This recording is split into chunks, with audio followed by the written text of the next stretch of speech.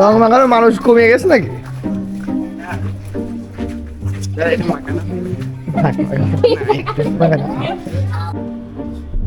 Okay guys, এখন বাড়ির দিকে যাচ্ছি আমরা। বাইকে উঠছি, বাড়িতে রওনা দিব।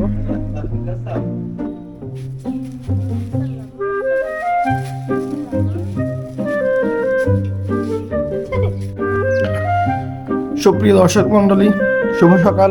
ওয়েলকাম টু একা পথে, welcome to my daily vlogs. সকালবেলা ঘুম থেকে উঠছি, আমি উঠে ফোন নিয়ে পড়ে আছি। তো প্রথমে ভাবলাম ইসরায়েল ইরানের যুদ্ধের খবর দেখবো। তো এটা দেখতে দেখতে আমি ফোনের ভিতরে ঢুকে যাচ্ছি। এখন আমি মনে হচ্ছে যে আমি বের হয়ে আসি, কিন্তু আমি বের হতে পারতেছি না। আমি কিন্তু ফোন দেখেই যাচ্ছি। তো কালকে রাত্রেও এটা হয়েছে। আমি কালকে অনেক সময় নষ্ট করে ফেলছি এডিট করতে, যে এডিট করতে করতে আমি ফোনে ঢুকে গেছি। ফোনে ঢুকে 3-4 ঘন্টা নিয়ে হয়ে গেছে। তো প্যারাটা কোথায়? প্যারাটা হলো এই ডিভাইসগুলো আমাদের জীবনকে এমন দুর্বিষহ করে রাখছে যে আমরা এখান থেকে বের হওয়ার কোনো উপায় দেখতেছি না। শুধুমাত্র সেলফ রিয়ালাইজেশন হলেই যে আপনি বের হয়ে যাবেন এই জায়গা থেকে, ব্যাপারটা এমন না। আর এলাকা বা শহরের যুব সমাজ এরা তো ফুললি অ্যাডিক্টেড। মানে অ্যাডিকশন কি?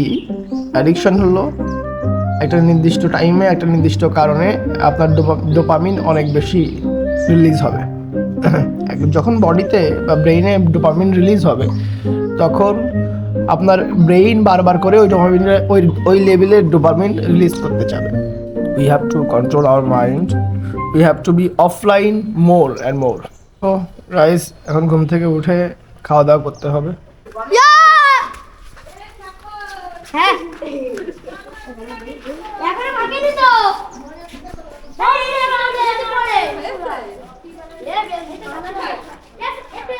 তো বন্ধুগণ, আজকে নাকি হলিডে। তো আমি জানতাম না, তো বাইরে যেয়ে দেখি পোলাপান সবাই রং খেলতেছে।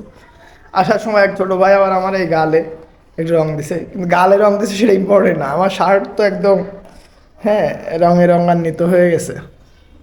ছোটোবেলায় অনেক রং খেলতাম আমরা, এদের পোলাপান নেই রং খেলার মতো। তো এরা আসলে কী যে রং খেলতেছে বুঝতেছি না। তো বাড়ি যাব আজকে ফর শিওর। আর বাড়ি যাওয়ার জন্য আমার এখন দরকার হলো, আমি 2টা রিলস আপলোড দিতে হবে। তারপরে খাওয়া দাওয়া করবো, তারপর 2টা রিলস আপলোড দিব। 12টা-1টার দিকে আমি বাইক নিয়ে টুক করে চলে যাব। টুক ছোটো বাইক নিব, কারণ ছোটো বাইকে তেল পড়ে গেলেও তেল তো জমানো আছে ছোটো বাইক, এবং সবচেয়ে কম খরচ হবে ছোটো বাইকে। বাট ইটস ওকে, বাড়ি যেয়ে মাছ ধরতে হবে। ওকে গাইস, এখন আমরা রমজানের দোকানে। মানে আমাদের এই যে ভিডিওতে একটা দেখি না আপনার, এখনো সে এডিট করে পারি না। তো আমি আজকে যাব গ্রামে যাওয়ার আগে রমজানের দোকান থেকে একটু চা খেয়ে তারপরে যাব। হ্যাঁ, কাটিং টু ফিটিং। এই যে আমার বাইকের তেল পড়ে যাচ্ছে, বিধায়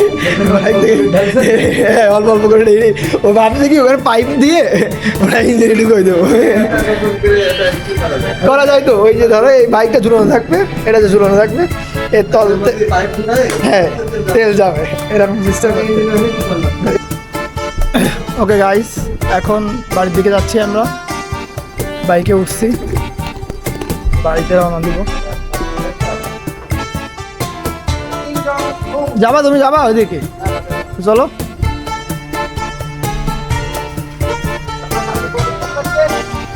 এক ঘন্টা মনিরামপুর পার হয়ে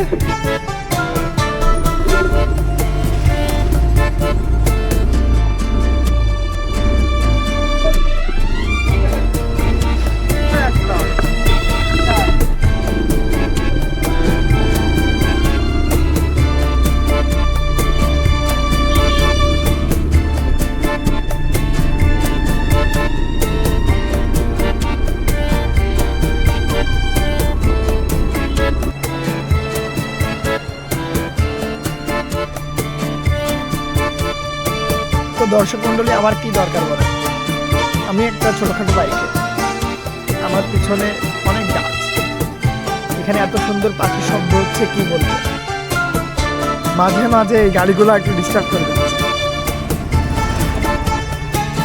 বুক ভরে নিঃশ্বাস নিতে পারতেছি।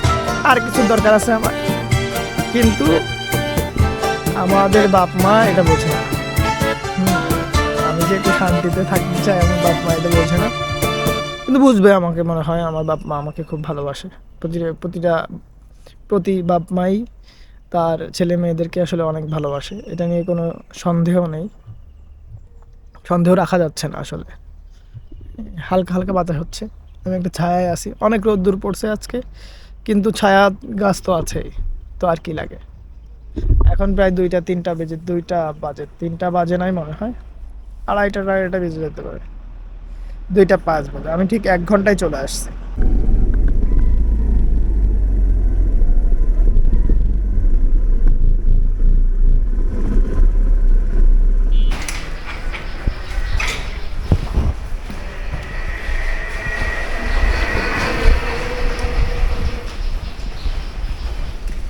সুখে আছে যারা, সুখে থাক তারা। ওকে, ব্যাগটা রাখি। অনেক কিছু হয়েছে। বাড়ি আসলে আমার কন্টেন্ট ক্রিয়েশন কমে যায়, বাট এখন আর কমানো যাবে না, যেভাবে হোক বাড়াতে হবে। এখন আপাতত ফোনে চার্জ নেই, ফোনে চার্জ দিতে হবে। আর একটা কাজ হলো ঘেরে যে মাছ টাছ ধরতে হবে। এরকম মা, আমি শাওন, আবার কিটা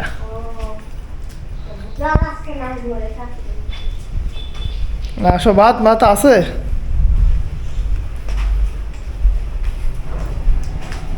ওকে বন্ধুগণ, আমরা এই যে মাছ ধরার এখানে চলে আসছি। এই যে আমাদের মাছের ছিপ, আমরা একটা মাছ পাইছি। আর এর পিছনে আমাদের 3জন পিচ্চি বাচ্চা পেয়ে গেছি। ওই যে হাই দিল। তো আমরা বসে আছি, একজন লজ্জা পাচ্ছে, বিশাল লজ্জা পাচ্ছে সে। কি লজ্জা লাগতেছে? কেন? হ্যালো, এই যে